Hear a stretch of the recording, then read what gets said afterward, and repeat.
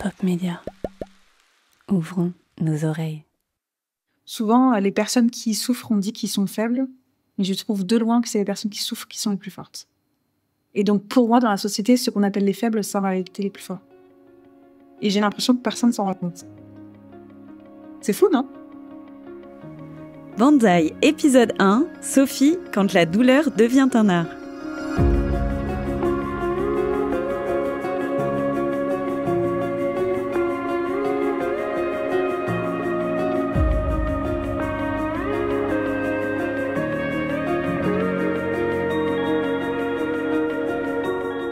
Hello et bienvenue dans Banzai, le podcast qui donne la parole aux personnes qui vivent avec des douleurs chroniques. Moi, c'est Anaëlle et je souffre de douleurs chroniques depuis de nombreuses années. J'en ai fait ma force en devenant patiente partenaire et cofondatrice de l'association Les Algonautes. Ensemble, nous soutenons et accompagnons des personnes qui, comme moi, connaissent la douleur au quotidien. Avec Banzai, je vous invite à découvrir des histoires intimes et émouvantes pour briser les tabous autour de la douleur chronique. Que vous soyez concerné de près ou de loin, laissez-vous embarquer par ces histoires émouvantes. Aujourd'hui, je rencontre Sophie. Elle a 30 ans et elle vit avec des douleurs depuis plus de 9 ans. Je la rencontre chez elle, on s'installe sur son canapé, dans son salon, entourée de ses peintures.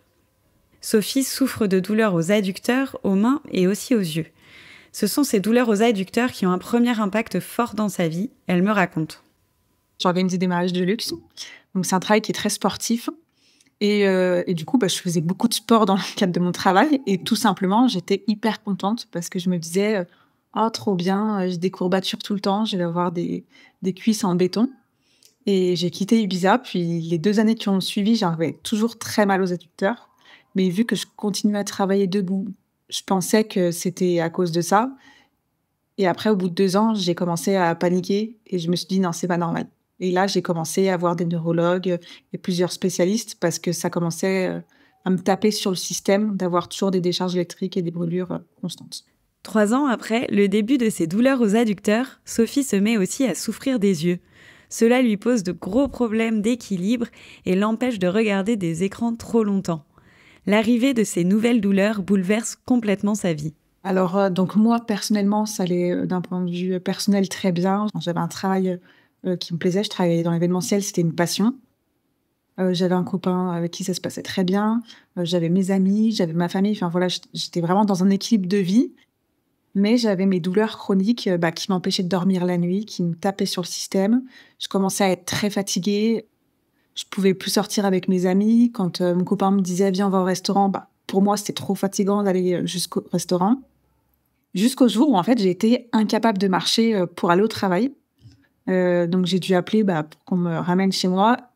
Et là, j'ai eu un arrêt de 10 mois où j'avais énormément de difficultés à tenir debout. Du coup, l'état psychologique était au plus bas. Donc, j'ai commencé à avoir des idées noires.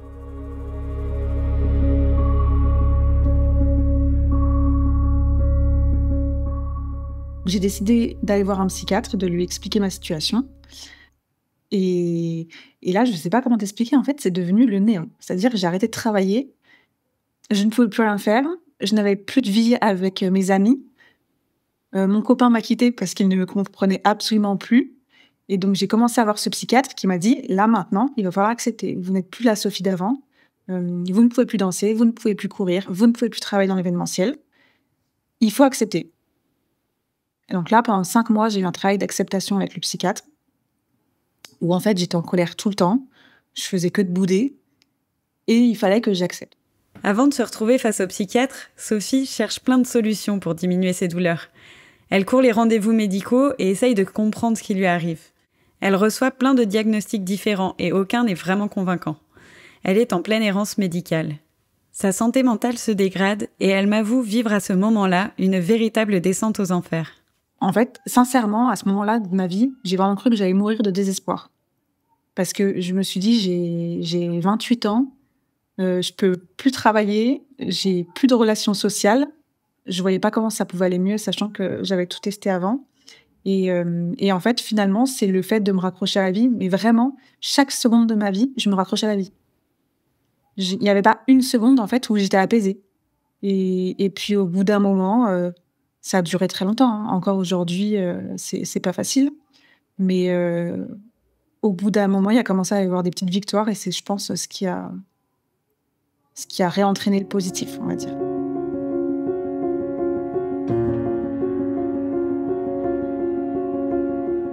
Et vraiment, pendant 10 mois, j'ai été dans un instinct de survie et je me levais, je méditais, je faisais des exercices que m'avait donné le psychiatre. Après, j'ai fait d'autres exercices que m'avait donné donc le médecin de la douleur. C'était d'écrire tous les soirs des pensées positives, des 3 choses qui avaient été positives dans ma journée. Donc au début, j'avoue que c'était vraiment ridicule. Ça allait être, j'ai aimé le plat de pâtes que j'ai mangé. Enfin, vraiment, je me raccrochais à toutes les petites saveurs positives. Et après, il y a eu des vraies premières victoires. La première fois où j'ai remarché toute seule, par exemple, au parc de Tête d'Or. La première fois où j'ai réussi à remonter sur un vélo. Donc après, c'était beaucoup plus satisfaisant de marquer ce genre de victoire. Petit à petit, le moral de Sophie s'améliore et ses douleurs s'apaisent un petit peu. Elle garde cependant de cette période-là une anxiété qui la handicape encore aujourd'hui. Ce qui est drôle, je trouve, c'est que par exemple, là, dans mon travail, personne ne sait que j'ai des problèmes d'anxiété. Et je suis persuadée que si demain je leur disais, ils me croiraient pas. Parce que c'est comme les douleurs, en fait. C'est tellement invisible. Et pourtant, des fois, je fais des crises de panique au travail et je peux être en plein dans une réunion, mais personne va le voir. Et en fait, moi, je vais avoir l'impression de mourir de l'intérieur. Et ouais, finalement, je trouve que ça ressemble un petit peu aux douleurs sur ce point de vue-là.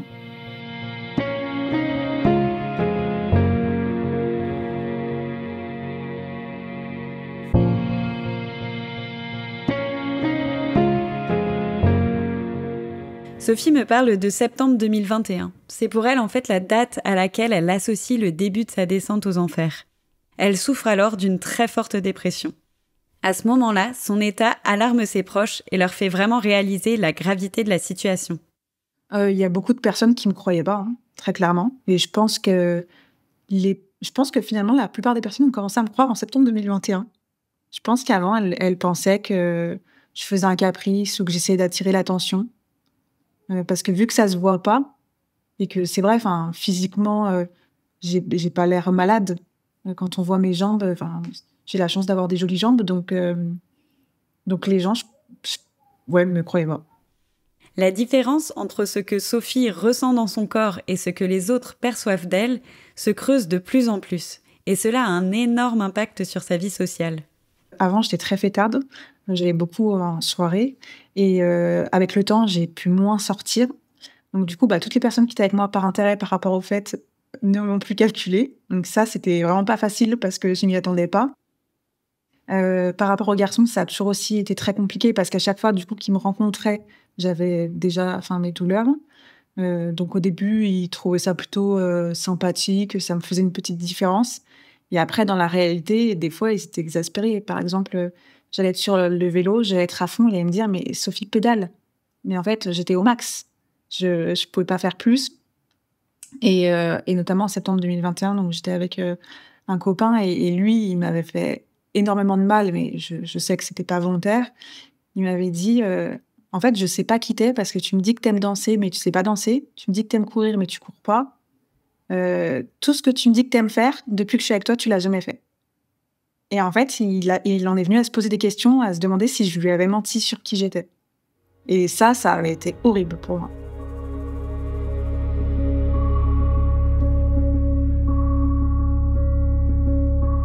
J'ai toujours couru après les garçons. Je veux dire, j'ai toujours aimé parler de garçons et voilà. J'ai toujours aimé avoir une vie sentimentale, on va dire palpitante. Mais force est de constater que c'est très compliqué de trouver quelqu'un qui accepte. Et en fait, la souffrance que ça engendre après, de pas être acceptée comme je suis et surtout de pas être crue, sincèrement, je me dis qu'ils en valent pas la peine. Donc là, très clairement, ces 2 dernières années, je savais que j'étais incapable d'être en couple. Donc j'ai même pas essayé de chercher. Là, je commence à me dire peut-être, mais il faudrait quelqu'un de vraiment très compréhensif. Et ça court pas les rues. Donc je l'envisage pas. Je vis à travers les histoires de mes amis. Mais je sais qu'il faudrait que je l'envisage. Mais bon, je pense que je suis dans une période où il faut déjà que j'arrive à trouver un équilibre parce que j'ai toujours pas trouvé un équilibre personnel. Et une fois que j'aurai mon équilibre personnel, je pense que je pourrais faire rentrer quelqu'un dans ma vie. Mais là, à l'heure actuelle, j'ai pas l'énergie. j'ai toujours les mêmes amis. En fait, je me rends compte que j'ai beaucoup coupé de pont. Toutes les personnes qui ne me comprenaient pas, je les ai chassées de ma vie. Par exemple, les personnes qui me disaient alors Sophie, comment ça va tes jambes à longueur de journée? Ces personnes, je les ai bannies parce qu'en fait, je me suis dit, mais elles n'ont pas compris que j'aurais tout le temps mal en fait. Donc j'ai beaucoup moins d'amis qu'avant, mais je suis beaucoup mieux entourée. Et du coup, mes amis m'ont vraiment soutenue dans les moments où j'étais au plus mal. Et du coup, ça nous a rapprochés, ça nous a renforcés. Et maintenant, je partage toutes ces belles victoires avec elles, notamment mon gala de danse le 6 avril, où mes copines viendront me voir danser. Mais voilà, c'est le genre de victoire où je veux absolument leur montrer. Vous m'avez connue au plus bas et je sais que vous en avez souffert aussi et j'en suis désolée. Mais aujourd'hui, je suis là pour partager les bons moments avec vous.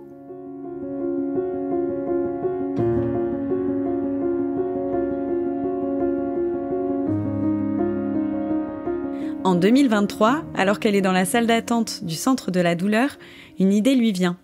Elle va commencer un nouveau projet. J'aurais aimé, pendant toutes ces années d'errance, qu'on m'explique comment fonctionne la douleur.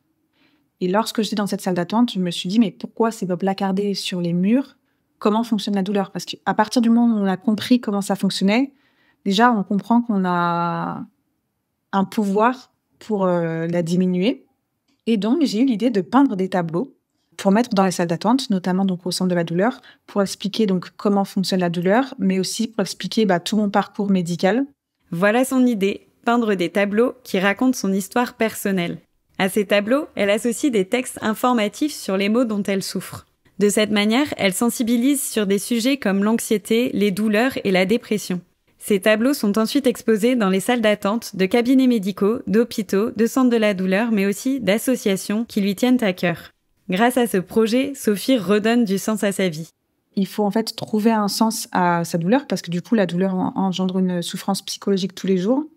Et c'est vrai que ça n'a pas de sens en soi, de souffrir tous les jours.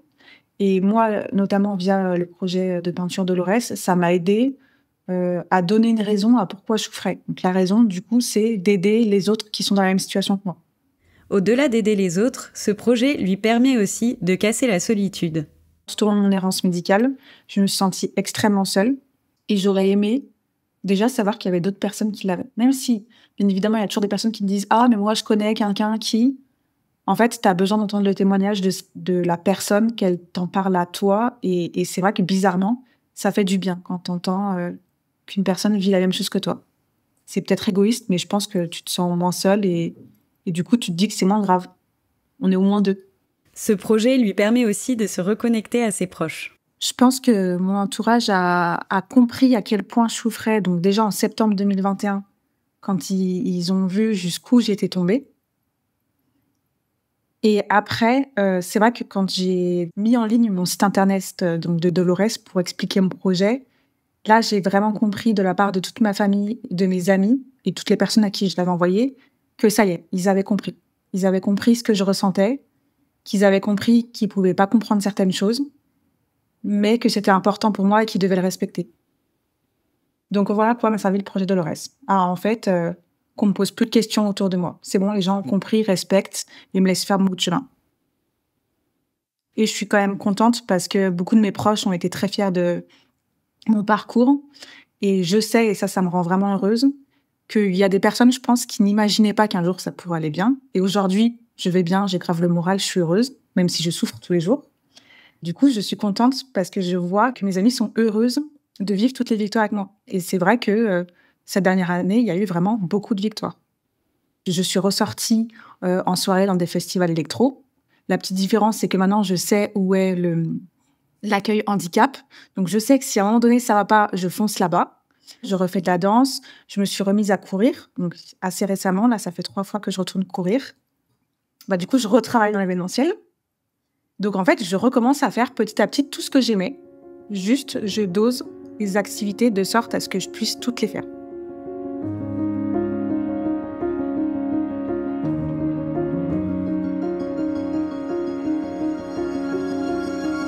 Grâce à sa détermination, Sophie arrive à reprendre plein d'activités qui lui tiennent à cœur. Je lui demande donc de me faire un bilan de là où elle en est aujourd'hui. Alors, pour être sincère, j'ai pas encore trouvé mon équilibre.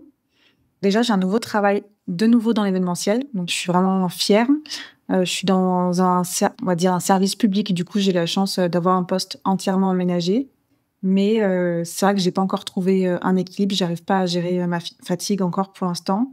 Par contre, ma vie sociale elle est redevenue beaucoup plus équilibrée. Je me force pas. Avant, c'est vrai que j'aimais enchaîner. Dans un week-end, j'allais voir beaucoup de gens. Maintenant, je vois une personne par jour. Ça me suffit. Et je prends en fait beaucoup de temps à faire des exercices personnels, comme je te le disais, de la méditation, du body scan, aller nager, me masser, prendre soin de moi. Voilà. J'ai une vie plutôt simple, finalement. Et yes, aujourd'hui, Sophie se sent beaucoup mieux. Alors je lui demande si elle pense avoir accepté ses douleurs. Elle me répond qu'elle a un peu accepté, mais pas entièrement. Mais j'ai accepté dans le sens où aujourd'hui, ça va beaucoup mieux d'un point de vue psychologique, parce que j'ai appris à vivre avec. Mais toutes les douleurs sont toujours identiques. Il n'y a pas eu d'amélioration en termes de sensations, mais je le vis totalement différemment. Et je ne fais plus ce que je faisais avant. Ça me peine. J'aurais préféré continuer à danser jusqu'au bout de la nuit. Mais en fait, je me suis recréé un quotidien avec ce que j'étais capable de faire. Et c'est pour ça que c'est un travail personnel, mais il ne faut pas arrêter. Parce que je suis persuadée que si là, j'arrêtais tout ce que j'ai entrepris, ma méditation, tous mes petits rituels pour prendre soin de moi, etc., je pense que je redeviendrais l'ancienne Sophie. Malgré l'équilibre qu'elle arrive à trouver aujourd'hui, Sophie me confie qu'elle a encore un peu d'espoir que ses douleurs s'arrêtent un jour. Mais elle reste lucide et préfère vivre au jour le jour. Alors un peu taquine, je lui pose ma dernière question. Comment tu te vois dans 10 ans si les douleurs sont toujours là ? Je pense que je vais devenir quelqu'un d'hyper fort, parce que ça veut dire que je vais être capable de vivre avec ça. Et force est de constater que quand même, depuis que je vis cette aventure qui est assez désagréable, je trouve que je développe ma personnalité et que je deviens une meilleure personne parce que du coup, je comprends mieux les autres et j'écoute plus les autres. Je dois admettre que j'aime bien la personne que je suis devenue intérieurement.